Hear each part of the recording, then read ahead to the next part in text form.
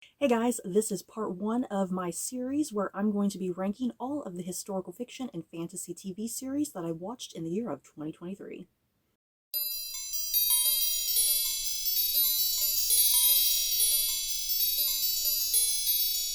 So, welcome to part one of my series. This is my third year doing this where I rank all of the historical fiction and fantasy TV series that I watched in whatever year, whatever given year. Um, I love all things historical fiction and fantasy. Yes, I do watch other genres throughout the year because I'm a sucker for a good contemporary story or a mystery thriller or a science fiction show.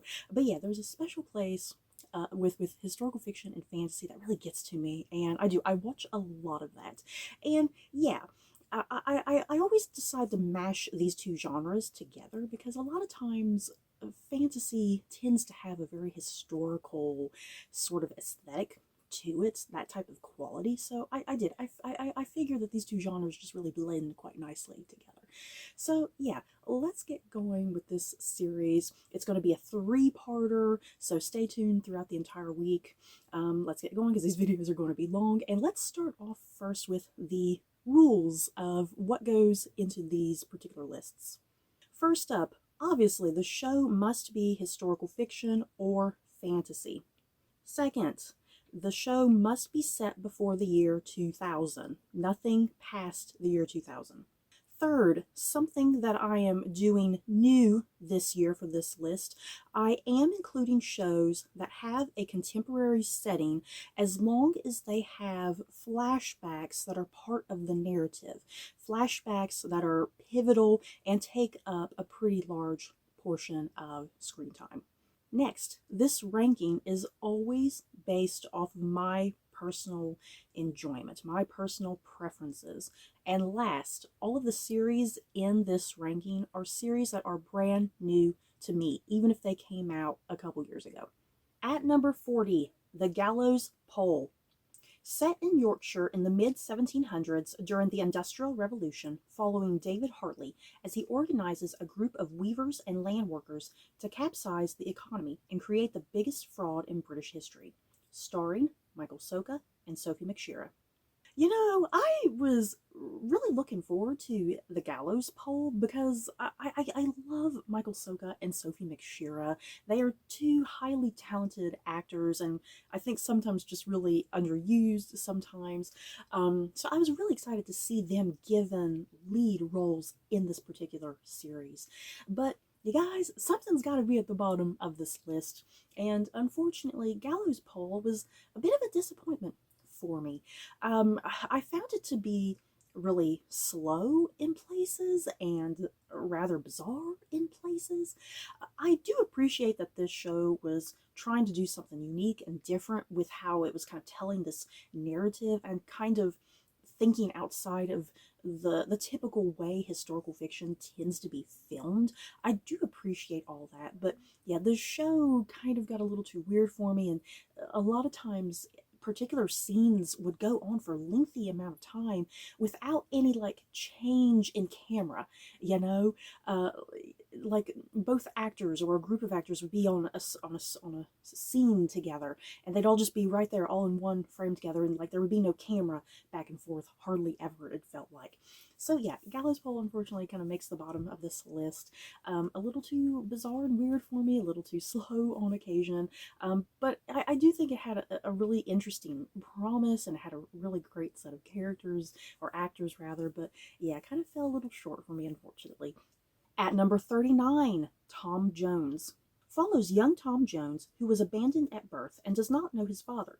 He falls in love with his beautiful neighbor, Sophia, but Sophia's grandfather, Tom's own adoptive father, and a scheming cousin will prevent them from getting together. Starring Solly McLeod and Sophie Wilde. Once again, this was another show I was kind of looking forward to. I love a good British period drama on PBS. And yeah, this is another show that just kind of fell a little flat for me, unfortunately. Um, this show was. I'm not really kind of sure what the show was trying to be at the end of the day, because there were moments or parts of it that were really dramatic and deep and serious, but then other parts that were wildly whimsical and hilarious and comedic. And I feel like there was just an imbalance of tone with this show on occasion. Like, it couldn't decide if it wanted to be a drama or a comedy, and it was kind of a mixed match of both, and it kind of didn't work sometimes for me. So yeah, Tom Jones at the bottom of this list as well. Once again, I appreciated what it was trying to do and kind of adding that whimsical comedic flair to it, but yes, some of it was rather hit or miss. At number 38, The Gold tells the real-life story of the gang who robbed the Brinksmat security depot near London Heathrow and accidentally stumbled across gold bullion worth £26 million. Starring Hugh Bonneville, Jack Lowden, Eamon Elliott, Charlotte Spencer, and Dominic Cooper. Who, oh boy, you guys, this show had such an insane cast of British actors. I primarily watch this show for this cast, let's be real, because other than that, the actual plot of this narrative wasn't something that was ultimately that appealing to me. So yeah, I primarily kind of watch this show for the cast. Yeah, there are a lot of other people who really highly enjoyed this series, but it kind of wasn't for me. I found it to be a little slow on occasion, and sometimes I didn't really entirely understand what was going on. You know, you have all this back and forth drama with the money and everybody who's involved and this and that, and sometimes I just couldn't remember certain characters, because some characters would pop up here in an episode and then they'd pop up later in another episode, and then I'd be kind of like, well, who are they again? I don't remember. So yeah, a lot of my issues with this show just was kind of me personally being a little lost and confused sometimes and forgetting certain things about it. There is a second season of it coming out, and yeah, even though this is fairly low on my list, I'm still definitely going to watch the second season and give it a shot, because once again, I watched this show for the amazing, brilliant, insane cast, and yeah, the cast did not disappoint. At number 37, Great Expectations follows a boy named Pip who spent his childhood as a blacksmith's apprentice and suddenly receives assistance from an unknown benefactor that allows him to travel to London and enter high society. Starring Fionn Whithead, Salaam Brune Franklin, and Olivia Colman. So it's that time of the year we get a brand new adaptation of Charles Dickens' classic Great Expectations. You guys, I love Great Expectations. It's one of my top favorite classics, like right on up there with Pride and Prejudice and Jane Eyre and Scarlet Letter. I love Great Expectations, okay?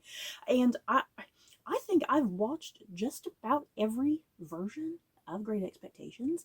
One of my personal favorites is the late 90s version that had Johan Griffith as Pip. So yeah, I was really looking forward to this adaptation, even though I've seen just about all of them, and it's like, how many times does Great Expectations have to be adapted at this point? What more can you say? What's new that you can say, you know? So yeah, this particular adaptation thought it had something to say, but really it kind of just came out as the same as every other adaptation, but more dark. Much more dark and serious and dramatic, and people who are like suicidal and more crazy and insane or something. I don't know.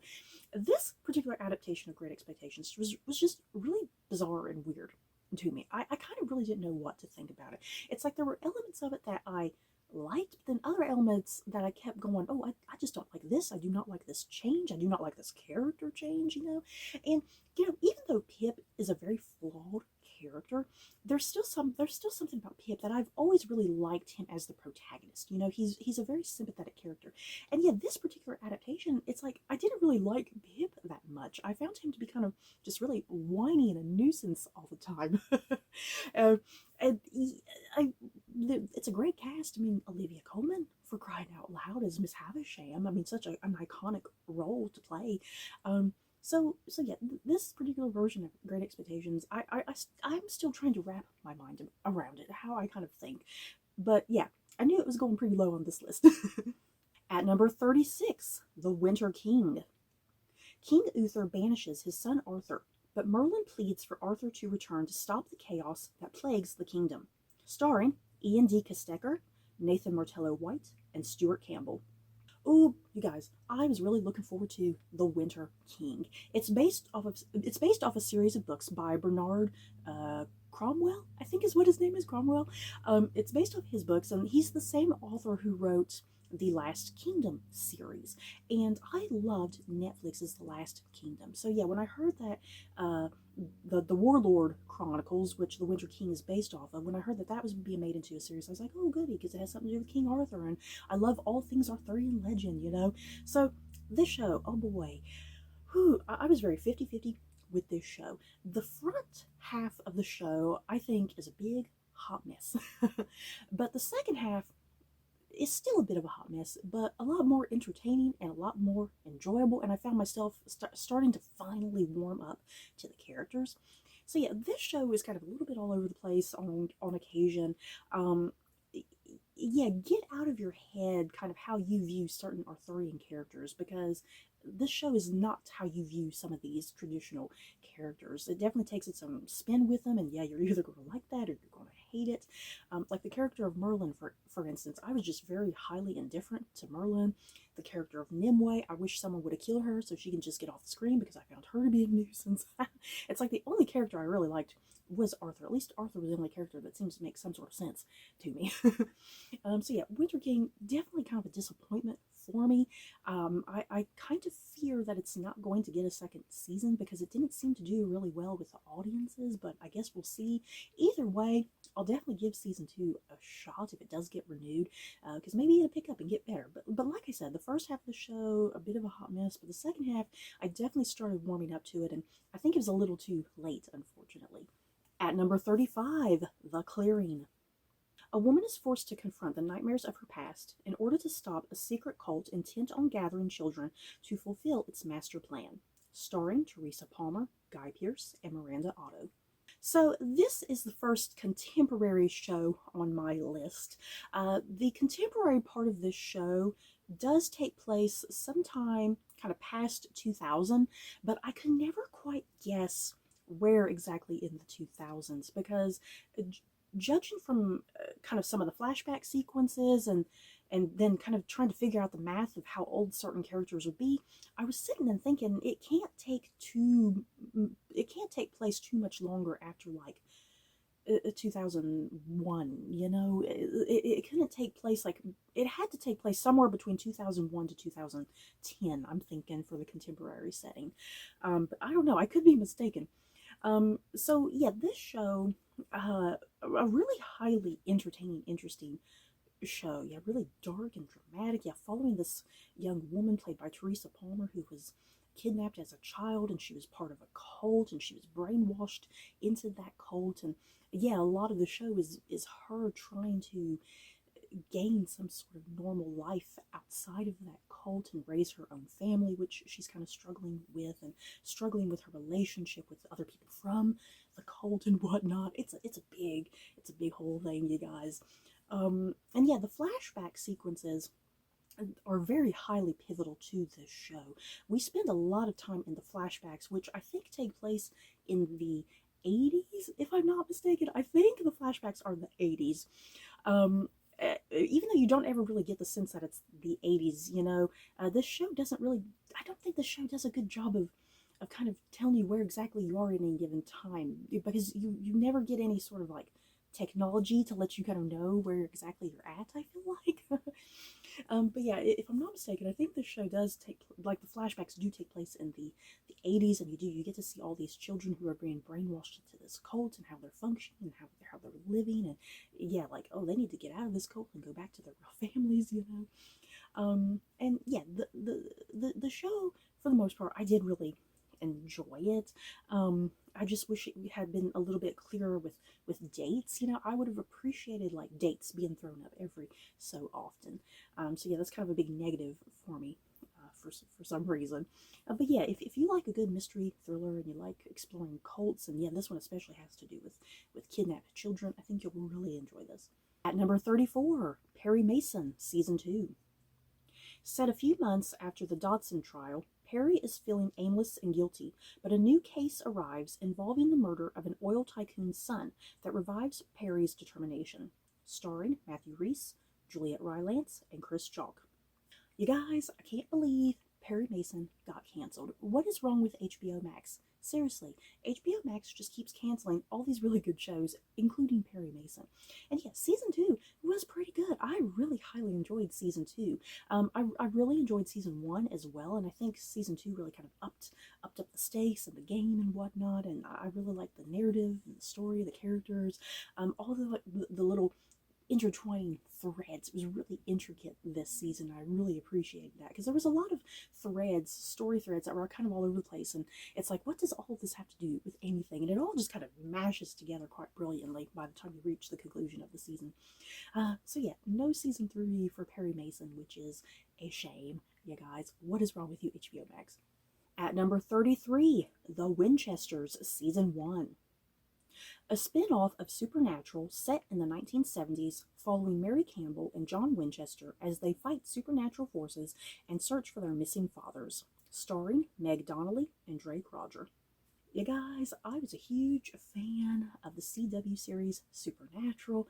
I kind of came into the show pretty late. I didn't even start watching Supernatural until like season 6 out of 15 seasons.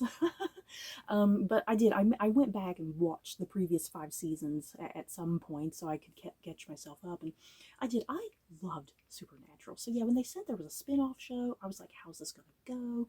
And I quite liked the spin-off show. You guys, it was really fun.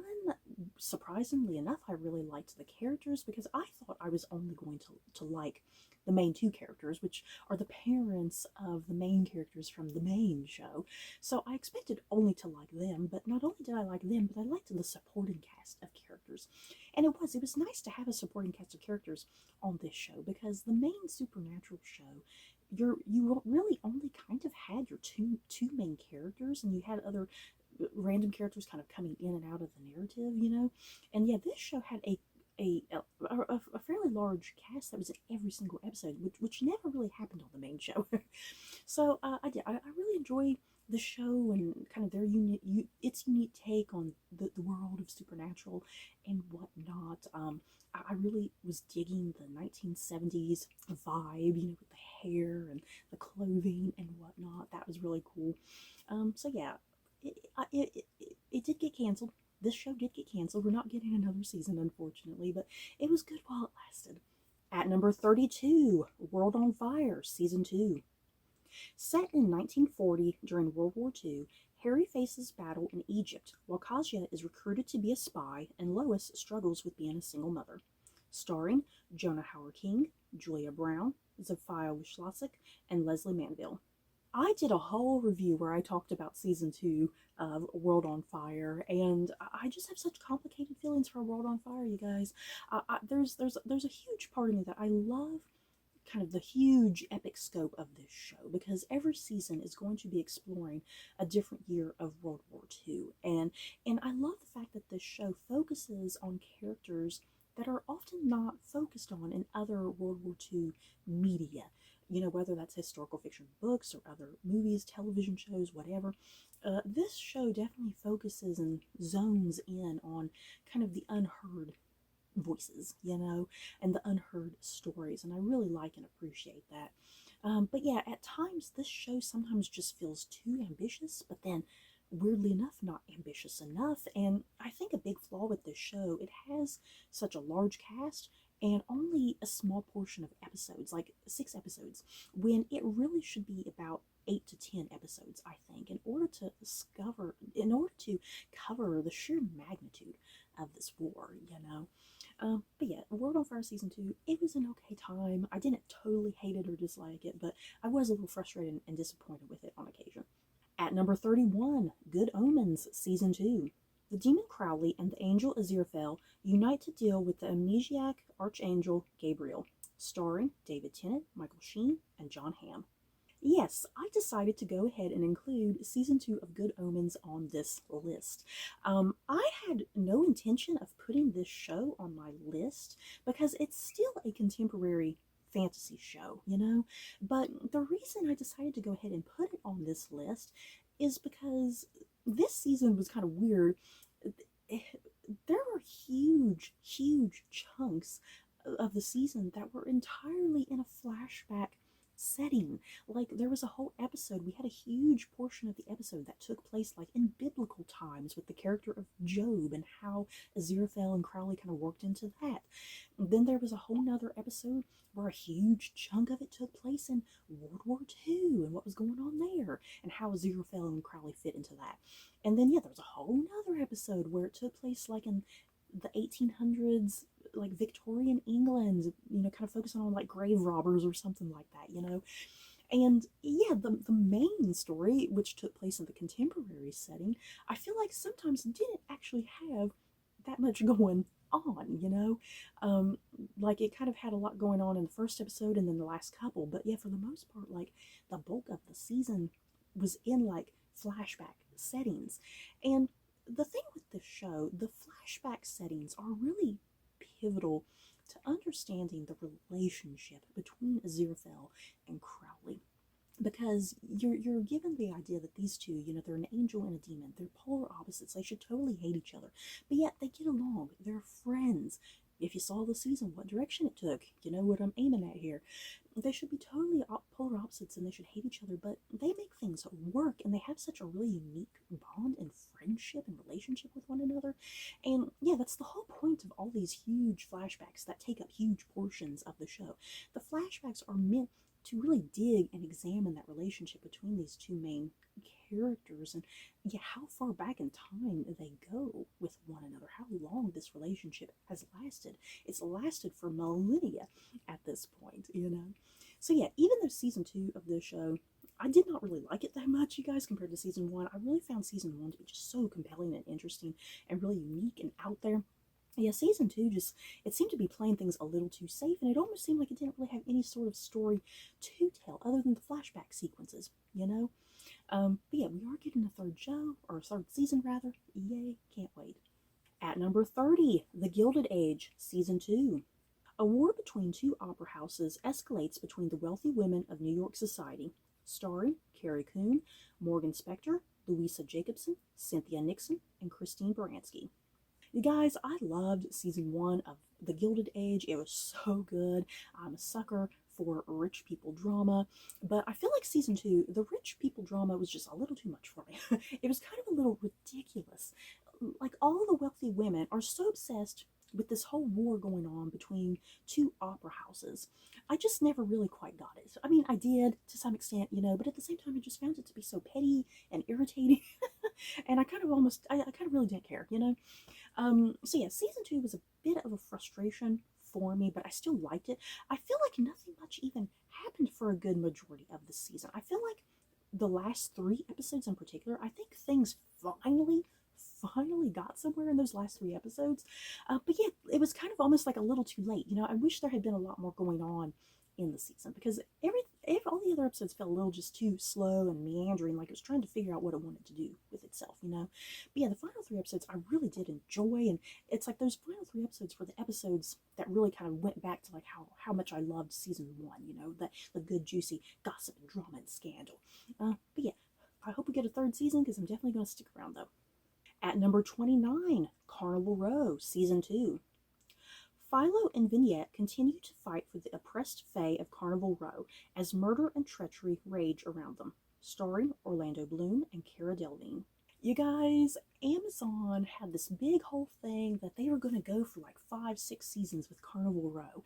But then here comes the COVID pandemic, and that kind of just puts a whole damper in their plans. Poor Carnival Row, I think, was definitely a casualty of the COVID pandemic, because it kind of came out right before COVID happened, and then it was gone for years. You guys, years. And then season 2 finally came out in 2023, but I think a lot of people lost interest in it. A lot of people totally forgot about it, which is a shame, because I think Carnival Row, it's just really, it's a really special show. You know, it's not based off of anything. It's not based off of any other property. It is so unique and original and creative, and I love it for that. I love the actors in it. I love the story. I love like the hair and makeup and the really unique and creative world building of this show. It's like nothing else, and it's a shame that this show got canceled, unfortunately, and only got the 2 seasons, because like I said, Amazon had grand plans to have this show go for like 5-6 years, you know. But yeah, COVID kind of put a damper in that, which is a shame. But yeah, season 2 was definitely a joy while it lasted. Bits of it didn't totally work for me because I feel like some things were kind of rushed because they knew that they had been canceled and things were kind of rushed and they were trying to kind of cram in. It almost felt like they were trying to cram in seasons worth of material, you know, that they were going to explore later in the show, but now they had to wrap it up as quickly as possible. At number 28, Transatlantic. Set in 1940 Marseille, following two Americans who do everything in their power to protect and escort Jewish refugees to safety during World War II. Starring Corey Michael Smith, Gillian Jacobs, and Albert Hirschman. I literally did not find out that this show existed until like a week or two before it aired on Netflix.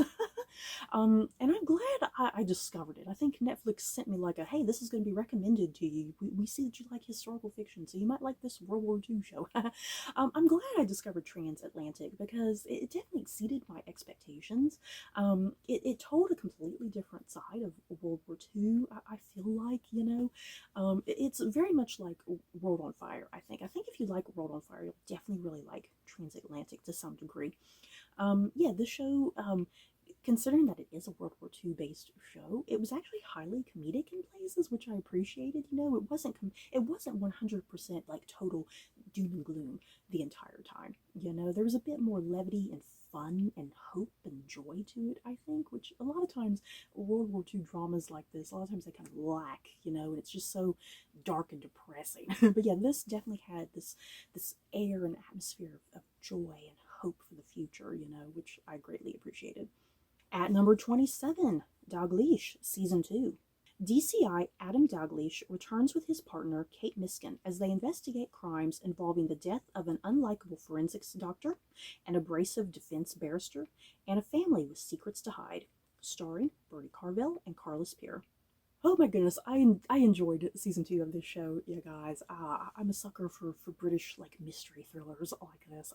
I love it. And yet Bertie Carvel, oh my god, he just continues to impress all the time for me. Anything that Bertie Carvel is in, I make an effort to hunt it down and watch it.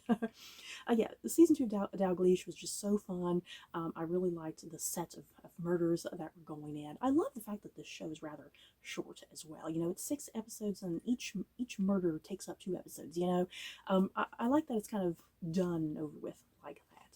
And this time, I think events were taking place in the 70s, if I'm not mistaken. I think it was the 70s. So yeah, you got to see some of that 70s like hair and clothing and cars, all that good stuff. At number 26, The Wheel of Time, Season 2. Rand believes he has destroyed the evil one, but evil is not gone. New and old threats chase the scattered group of friends from the Two Rivers, and Moraine, who helped guide them, is now powerless to help. Starring Rosamund Pike, Daniel Henney, and Joshua Stradowski. Season 2 of Wheel of Time, you guys, was such a huge improvement over Season 1. I had a rough time with Season 1. I found it just too slow and too boring. I didn't care about any of the characters. Season 2 finally got me to care about these stories. It got me to care about this world and the stakes in it, you know. Things finally clicked for me with this second season, you know. It just so much better with like the visual effects and the overall nature of the storytelling in general, you know, was more cohesive and concise and made sense to me. Yeah, just there was so much mystery going on in season 1. Like do we need all this mystery? What's the point, you know? So yeah, season 2, a great improvement, and it got me excited for season 3. You know, I when season 1 ended, I was like, oh lord, there's gonna be a second season. Do I even want to watch it? But yeah, season 2, I loved it. Really entertaining, really great fantasy, I think. At number 25, The Law, according to Lydia Poet. Forbidden from practicing law, Lydia Poet prepares an appeal to overturn the court's decision where she will eventually become Italy's first female lawyer. Starring Matilda De Angelis. This is another Netflix show that I didn't hear about until like a week or two before it even aired.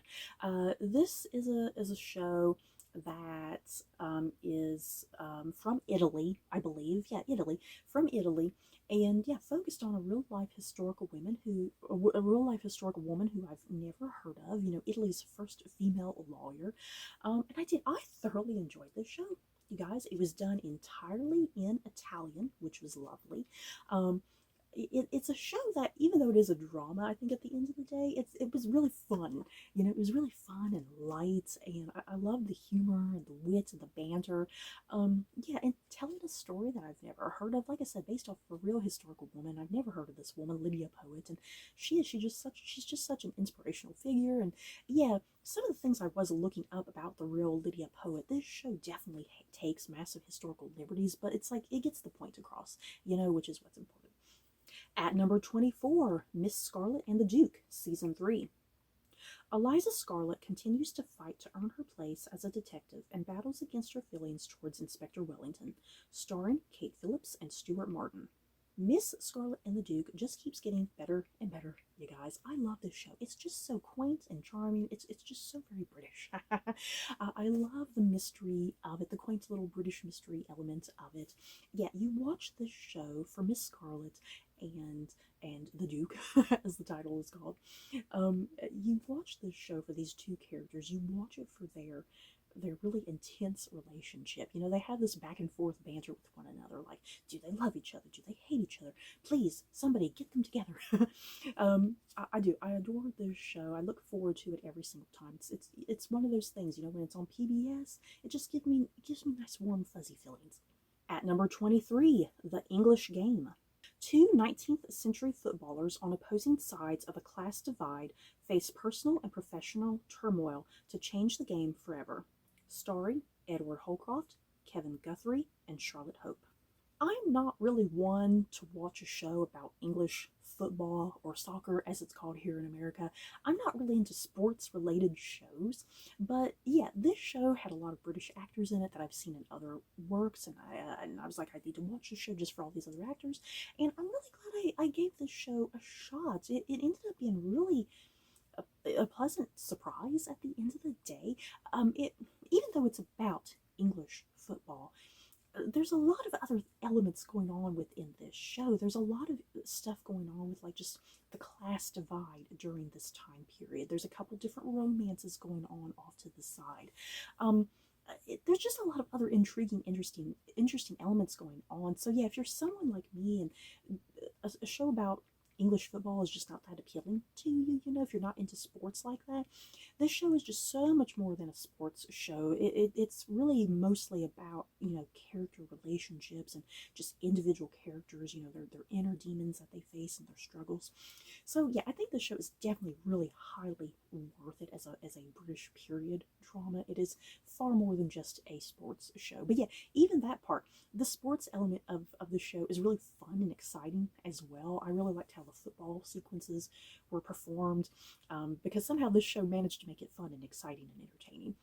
At number 22, Walker, Independence. Abby Walker's husband is murdered before her eyes. Her quest for revenge takes her to Independence, Texas, where she encounters its residents running from their pasts. Starring Catherine McNamara and Matt Barr.